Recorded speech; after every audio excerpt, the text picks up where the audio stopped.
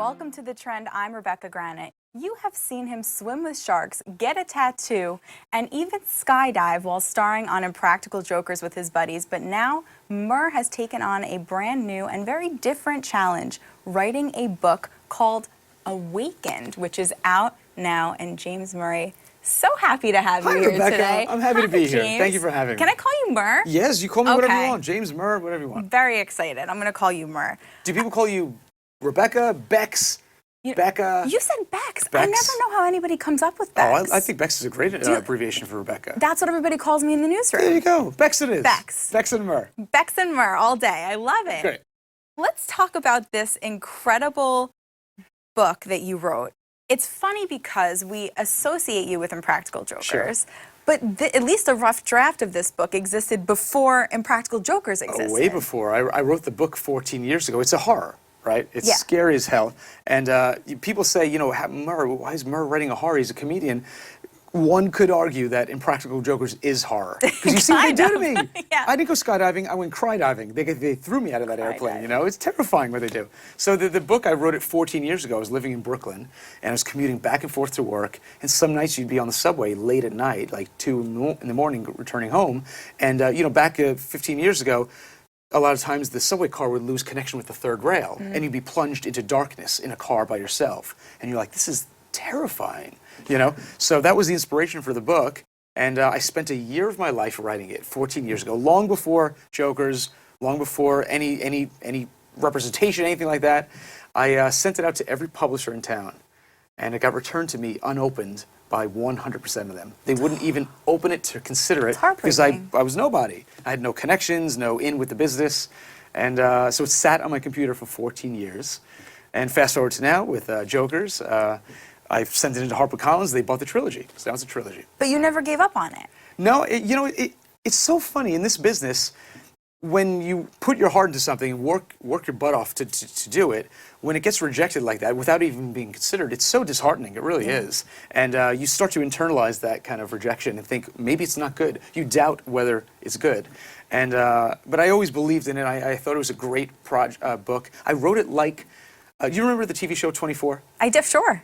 You know how like half the season of 24, like all the time. 12 of the 24 episodes were amazing Yes. TV, you know? Not like filler episodes. It reads like the very best 12 episodes of a season of 24. So I was actually going to say, because when you read this, you kind of, you think in a way, you're like, okay, this almost reads like it should be on TV or it should be a movie because it has that sort of punchy and very vivid language. Yeah. Did you ever think about it being a movie, TV? What, probably movie, maybe. I'm thinking. I wrote it as a TV series, 100%. Okay. It reads like a movie or TV series. I wrote it with that intention in mind. My background for the past 12 years, I've worked in TV development, and I pitched Jokers through my job in TV development, and that's how we sold the TV show. So when I wrote it, I always intended on pitching it as a television series or movie. With that in mind, the first thing I did when I sold it to HarperCollins was to immediately go out and pitch it as a TV show as well to production companies. So we sold it to IDW Comics, which is there's Marvel, DC, and IDW. This is the third biggest comic book company, and we pitch it in a few weeks as a TV series. Oh my! Wait, you're in a few weeks? Yeah. Congratulations! Yeah, we wanted to wait till the book came out and became a bestseller, and then we're going out to pitch it as a TV series. Been a great response to the book. Yeah, it's great. Now, do you have people in mind who you want to play the different characters? Well, you know, it's either for the lead, it's either going to be like, you know, me or like Hugh Jackman. It's, you know, it's like one of the, I say. I mean, it could be. I think I'm going to cast Sal from Jokers as the monster. He's like, thanks, man. I appreciate Or maybe like an you. extra that gets torn to shreds. Yeah. It's a monster book. Well, you know what's interesting too is that I think you said there's some Easter eggs from Impractical Jokers in the book. There's lots of them. Do you have like one that, like, without giving away too much, it's like your favorite or something that we can kind of tease? There is a Larry in the book. You know, in the TV show, Joe shouts Larry all the time. There is a Larry in the book. There's a character called Paul DeLuca in the TV show Jokers. There's a character called the DeLuca boy who got eaten by an alligator. So who went to Monsignor Farrell High School, our high school that we all went to. Shout out there. So yeah, there's all sorts of little references to Jokers throughout. I love that. And who knows, maybe the other guys in the TV show might be characters in the book as well. Ooh, okay. I like that a lot. You worked with the best-selling author Darren Wearmouth on Yes. this project. Now, how did that kind of come together? And I saw on Instagram that you said, because he's from England. He's from Manchester, yeah. Okay, so you said on Instagram that, was it really the Spice Girls that connected you two and bonded you two, or was that just a little? No, it's the one thing us Americans and Brits. It was 4th of July. He was still in Absolutely. town, and he was coming over to my parents' house last week for the 4th of July, right? And I said, and he goes, "Are people going to be angry at me?" I was like, "Why?" He goes, "Because I'm British and it's the 4th of July." I was like, "No, Darren, it's not. My family's not going to be upset at you. You know, like the family. Get out. The war is over. Okay, it's totally fine." I said, "Don't worry." But so we shot that little video about what brings us together, you know, two very different countries, and it's, you know, we all bond, all humans bond over the Spice Girls. It's 100%. I remember choreographing dances to the Spice Girls when I was younger. Absolutely. So the way Darren and I connected was when I sold it to HarperCollins, they said, "Okay, it's great. We want you to put some work into polishing it up. It's 14 years old, the book, and it would have taken like about a month to whip it into shape, like consistent work for a month. I don't have the time because of Jokers. We shoot 31 episodes a year, and we just shot the Impractical Jokers movie. We finished shooting 3 weeks ago. So they said, well, why don't you interview some writers to work with you to help polish it up? So I interviewed literally like a dozen writers, and Darren and I immediately hit it off. He is a huge Jokers fan, the nicest guy in the world. He's a best-selling author, and just his accent is adorable, and he's just lovely, lovely. So and sweet. we work together seamlessly. He's a great partner. Now, real quick, I mean, I know we touched on it a little bit, but just give us sort of like a synopsis of what the premise of the story actually is. So in the near future, New York City builds an extension of the Z subway line, and it's called the Z train. It's a super high-tech, high-speed rail. It connects Jersey, Staten Island, Brooklyn, Manhattan. Underneath the East River, they build this underwater visitors pavilion, glass, steel, super high-tech. The inaugural run of the train. On the train itself is the mayor's wife and 100 lucky New Yorkers. The mayor's in the pavilion. When the train rolls into the pavilion underwater, all the passengers are missing. The car has a bloodied handprint on the wall, and the windows are shattered outward. So it's like, what the heck happened on this train when it's going through the tunnel? And what you come to learn in the book is that what's going on underneath New York City is far more terrifying than anything you could ever possibly have imagined. It is the best, fast-paced summer page turner you'll ever read. Are you trying to, like, I mean, I know you're trying to scare us all, right? Because that makes sense. But, like, I mean, how are you ever going to ride the subway, like, ever again? Can you ever go on the subway I ever took the again? subway up here, of course. But like, do you think of it when you're on the subway? Yeah, you have to. You're a New Yorker. You got to ride the subway. Yeah, but I mean, now it's like in your head that like this crazy stuff could be going on underneath. It's so funny, you know, when you're a New Yorker, you're like, yeah, nothing phases us, right? Yeah, we've been through everything. We can handle everything. We've seen everything. You have not seen this yet in Awakens. Ooh. You've not seen Awakens I yet. like that a lot. Before we get into the 10 for 10, I'm excited for that, by the way. I'm excited. I'm for most that. excited for that. Okay, good. I'm glad. Okay. I'm glad that you're excited. I thought that you would handle the challenge really well. So I'm up to the challenge. He's going to be fun with this. So I can't wait. But real quick before we get into that, on a more serious note for just a second, some advice, because I know that you said even like pitching Impractical Jokers it took a while Sure. to get that to come to fruition. So, and you talked about how it took a little time for this book to come to fruition. I mean, 14 years. It's a lot. So, what drives you? What advice would you give to those people out there who are meeting with resistance and trying to make their goals come to fruition? I think the lesson we've learned is that 95% of people give up. So don't stop. If you love doing something, if you love it, and you're good at it, that's important too, right? You have to be good at it. Yeah. And you have to be honest with yourself whether you're good at something. But if you love it, and you enjoy it, and you're good at it, and you're getting better at it, don't stop doing it. Don't give up, ever. Don't give up. Don't let other people limit or define your success. Fantastic. All right, you're not going to give up on the challenge, I'm right? ready. I'm so excited for this part. Oh, I can't wait. Here we go. 10 for 10. 10 questions. No, I've not seen these questions before. You have not. You've not seen these questions. Nothing. This No is idea. real. Okay, so And I've got 10 seconds to answer each one? 10 Is that- seconds for each one. Okay. Try your best, I'll just do. like first thing that comes to Got it. mind. Okay, you tour with the Tenderloins. Yes. If you had to pick, which do you prefer, doing the TV show or doing the tour? Oh my God. Live touring is the best thing in the world because you can feel the rush of the crowd and the energy.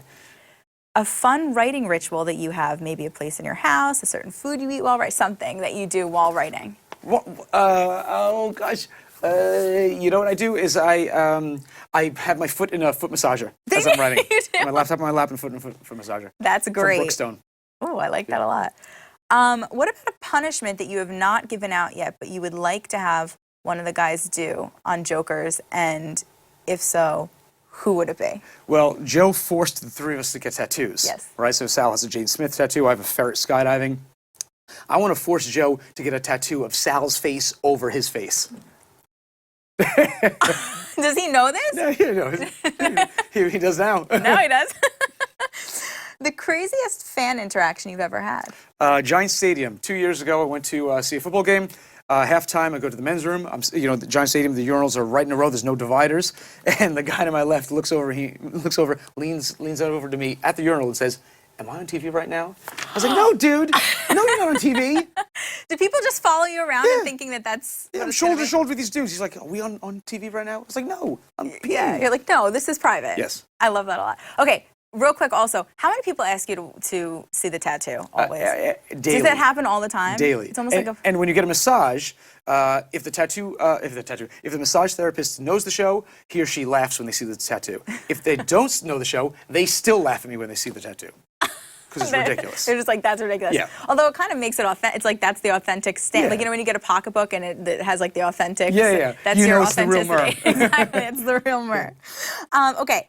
Awakened is very much dripping with New York City references. Mm-hmm. You're a New Yorker. What is your favorite thing to do here in New York? Oh, wow.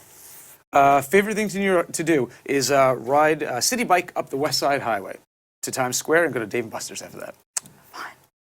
The celebrity you were the most excited to meet as a result of your fame on Impractical Jokers? Good question. We got to become friends with David Zucker, who is the guy who created, directed, wrote Airplane, The Naked Gun, all those movies. Him and his brother did Ghost, the movie Ghost, Yeah. and 100 other comedies that you know. And he was a comedic icon, legend in the business. He was a famous director. And did it live up to... Oh, yeah, he's a good friend of ours now. That's So fantastic. that's it.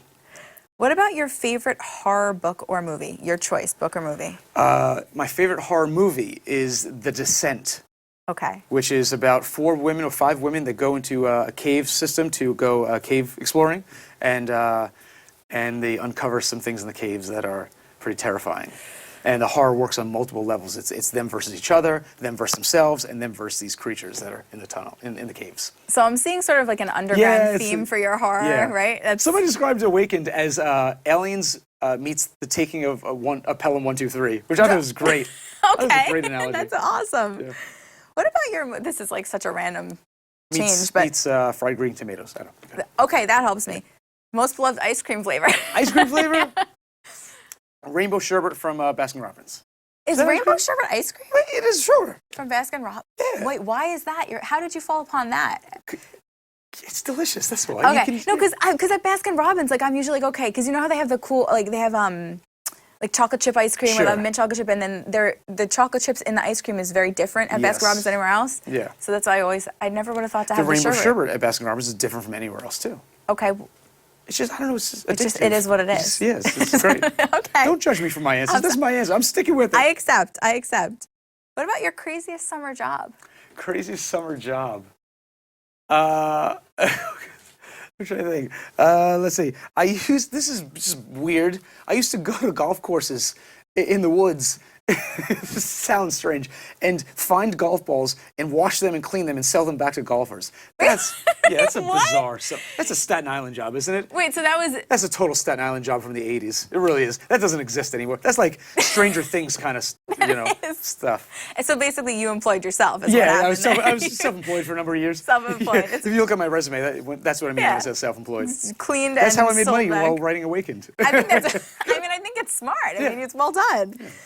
All right, what about your favorite character? I'm going to give you a choice, character or chapter in Awakened. Oh, easy. The middle of chapter 6. The book is, I wrote a short story first. Chapter 6 I wrote first, 14 years ago. And I sent it to my friend, and he read it, and he goes, this is a book. Write the book around this chapter. And that chapter remains untouched in the book from 14 years ago.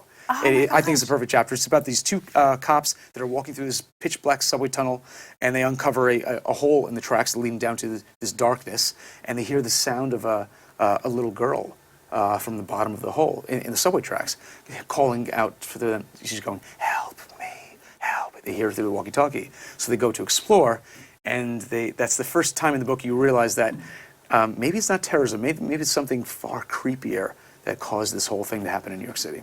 So the pristine chapter. Yeah, I think it's a great it's a great horror chapter. Oh my gosh. It'll stick with you after you read the book. It does. It really, everything in this book kind of pops out at you, Yeah. and you're like, wow, this is Well, great. it's a scratch and sniff book. It's it's interactive. So Yeah, absolutely. Yeah. It's sort of 3D, like. Yeah, it's a 3D.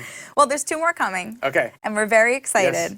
So thank you so much for hanging out with us Thank today. you. Appreciate it. We'll remind everybody, Awakened, the first of 3 books, is out now. James Murray. Murr. Did I do good, Bex? You did great. That's what I'm talking about. You killed it.